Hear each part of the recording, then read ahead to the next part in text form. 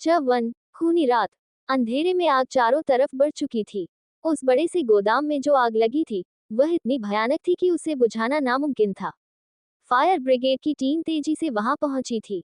वह सभी पूरी कोशिश कर रहे थे आग को बुझाने की, मगर उस आग को देखकर ऐसा लग रहा था कि वह लोगों को चेतावनी दे रही है कि चाहे जो कर लो, आज मैं यहाँ सब कुछ जलाकर भस्म कर दूंगा। फायर ब्रिगेड की पूरी टीम बहुत ही ज्यादा परेशान थी। अंदर जितना धुआं था उतना ही काला धुआं भी फैला हुआ था। उस धुएं में कई सारी परछाइयां नजर आ रही थी। उस जमीन पर एक 20 साल की लड़की पेट के बल लेटी हुई थी। उसके शरीर से खून बह रहा था। उसका खूबसूरत चेहरा इस वक्त पिल पड़ा हुआ था। वह कसकर अपने होठों को दबाती है। तभी फिर से उसके कानों में एक आदमी की चिल्लाने की आवाज पड़ी, अंडरस्को लव उठो। लव, तुम्हें बच्चों के साथ सही सलामत यहाँ से बाहर निकलना होगा। तुम इस तरीके से हार नहीं मान सकती हो। बहुत मुश्किल से मैंने इन बच्चों को पहले भी बचाया था। इतने सालों तक मैंने खुद को लोगों के सामने मरा हुआ दिखाया ताकि इन्हें बचा सकूं। अगर आज तुम हार मान गई तो सब खत्म हो जाएगा। यह आवाज लगातार लव के कानों में पड़ रही थी। लव के शरीर में थोड़ी हलचल होने लगती है। वह जमीन से उठने की कोशिश करती है। लव के पीछे ही एक आदमी गन लेकर खड़ा था। उसने हंसते हुए कहा, अंडरस्को ओ माय गॉड, भाई, आप तो जिंदा हैं।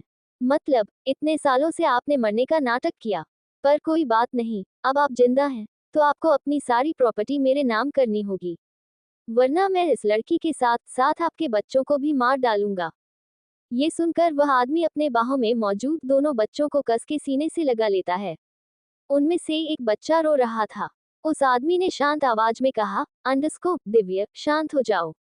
दिव्य रोते हुए लव को देखकर चिल्लाया, अंडरस्को मम्मा। वही दूसरा बच्चा यानी कि दक्ष अभी भी शांत था। वह आदमी लव को देखते हुए कहता है, अंडरस्को लव उठो। लव को खून से लथपथ देखकर उसने कस के अपनी आंखें बंद कर ली और अपने दिल पर पत्थर रखते हुए बोला, अंडरस्को लव, क्या तुम अपने बच्चों को मरते हुए देखना चाहती हो? ये कभी मत भूलना कि तुम एक किलर हो। एक किलर कभी हार नहीं मानता। जब से तुम्हारी शादी हुई है तुम कमजोर पड़ गई हो। मैं एक आर्मी ऑफिसर होकर भी तुम्हारे बच्चों को बचा रहा हूँ और तुम हार मान रही हो। लव, जो अभी तक ठीक से होश में नहीं आई थी, उस आदमी की बात सुनते ही हैरान हो जाती है। वह एकदम से उठ गई थी। उसे अब अपनी चोट की फिक्र नहीं थी। उसने हकलाते हुए पूछा, अंडरस्को मेरे बच्चे। आदित्य भाई, आप ये क्या कह रहे हैं? वह आदमी जिसने दिव्य और दक्ष को पकड़ा था उसका नाम आदित्य था। वह आर्मी में ऑफिसर था जिसे लोग सालों से मरा हुआ समझ रहे थे, मगर वह जिंदा था।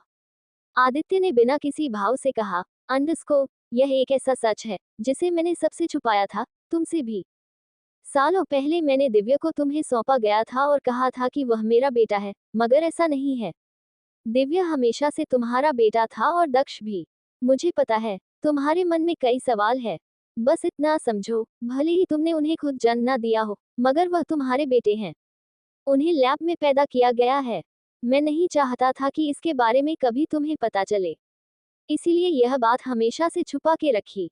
जो लोग दिव्य के पीछे पड़े थे उन्हें मारने के लिए ही मैंने खुद को मरा हुआ साबित किया। लव अभी भी शॉक में खड़ी थी। उसे यकीन नहीं हो रहा था कि इतने वक्त से वह जिसे किसी और का बेटा समझ रही थी वह उसका बेटा था। उसे लग रहा था कि वह पागल होने वाली है। आदित्य गुस्से में चिल्लाया, अंडरस्को लव। लव तुरंत अपने सेंस में आती है। वह आदित्य की बातों पर अब ध्यान नहीं देती। लव के पीछे अभिजीत खड़ा था। वह लव को मारने के लिए आगे बढ़ता है। अचानक लव एकदम से उसके हाथ को पकड़कर उसके पेट पर जोरदार लात मार देती है। उसने अभिजीत के हाथ को मरोड़ते हुए उसके सिर को पकड़कर उसके हाथ से गन को छीन लिया और सारी गोलियां उसके सीने में उतार दी। ये देखकर आदित्य राहत के साथ लेता है। उसने दिव्य और दक्ष को गोद में उठाया।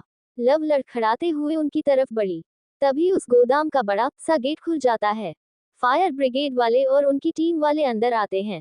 कुछ ही देर में लव, आदित्य और दोनों बच्चों को रेस्क्यू किया जाता है। दोनों बच्चे की शक्ल एक जैसी थी, दोनों ही 3 साल के थे। लव धीरे धीरे होश खो रही थी। वो लोग इस वक्त एम्बुलेंस के अंदर थे, मगर लव को खुद को होश में रखना था। आदित्य को भी बहुत चोट लगी थी। उसके शरीर से खून बह रहा था। उसे लग रहा था कि उसका बचना नामुमकिन है, इसलिए वह कुछ भी नहीं छुपाता।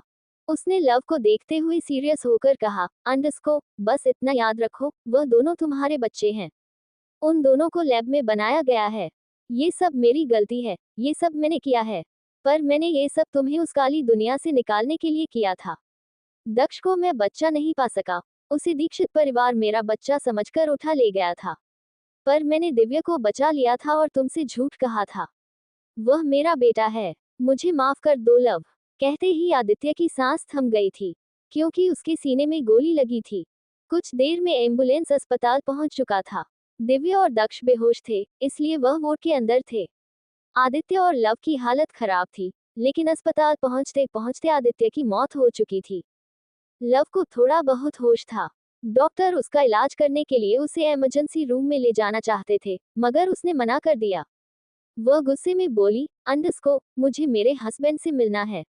आप लोग मुझे मिलने क्यों नहीं दे रहे? डॉक्टर समझाते हुए बोले, अंडरस्को मैडम प्लीज, अगर मिस्टर रंधावा को होश आया और आपको कुछ हो गया तो वह हमें छोड़ेंगे नहीं। ये सुनकर लव गुस्से से बोली, अंडरस्को, मैंने कहा मुझे द्रांश से मिलना है। डॉक्टर उसकी जिद से परेशान हो चुके थे।